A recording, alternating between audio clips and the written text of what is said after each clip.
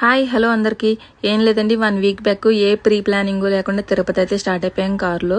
విజయవాడలో 3కి ఎప్పుడు స్టార్ట్ అయితే మాకు నైట్ 9 అయింది. ఇంకా ఈ జనం చూసారా, వీళ్ళు ఏంటంటే సర్వదర్శనానికి టోకెన్లు ఇస్తున్నారు అనమాట. అంటే లిమిటెడ్ టికెట్స్, అంటే ప్రీ ప్లానింగ్ లేకుండా అక్కడ వెళ్ళిన వాళ్ళకి.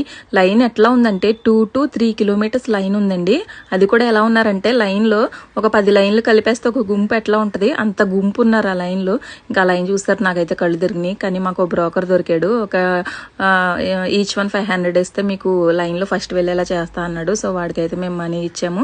మాకు అట్లాగా టికెట్స్ అయితే దొరికినాయి.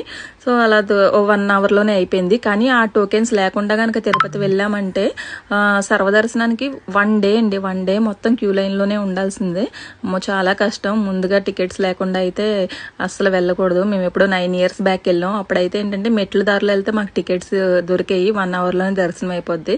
మేము కూడా ఇప్పుడు అట్లా అలిపిరి మెట్లు నుంచి వెళ్దాము, టికెట్స్ దొరుకుతాయి అనుకుని వెళ్ళిపోయాము. కానీ మొత్తం సిస్టమ్ అంతా మారిపోయింది.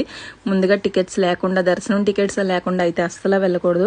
రూమ్ టికెట్లు లేకపోయినా పర్లేదు, రూమ్స్ లేకపోయినా ఏదో ఒకలాగా అడ్జస్ట్ అవ్వచ్చు. కానీ దర్శనం టికెట్స్ మాత్రం ముందుగానే మనం ప్రీ బుక్ చేసుకుని తిరుపతి వెళ్ళాలి. అంతేనండి. ఇంకా అసలు ఒళ్ళు హోనం అయిపోయింది. ఇంకా మిగతాయి కూడా ఏమీ చూడలేదు. మొక్కు తీర్చేసుకుని ఇంకా మళ్ళీ ఆ మర్నాడు రిటర్న్ అయిపోయాము. ఇంకా శ్రీకాళహస్తి ఇవి కూడా ఇంకా అసలు ఏమీ చూడలేదు. ఇంకా అంతేనండి. ఓకే, టాటా, బాయ్.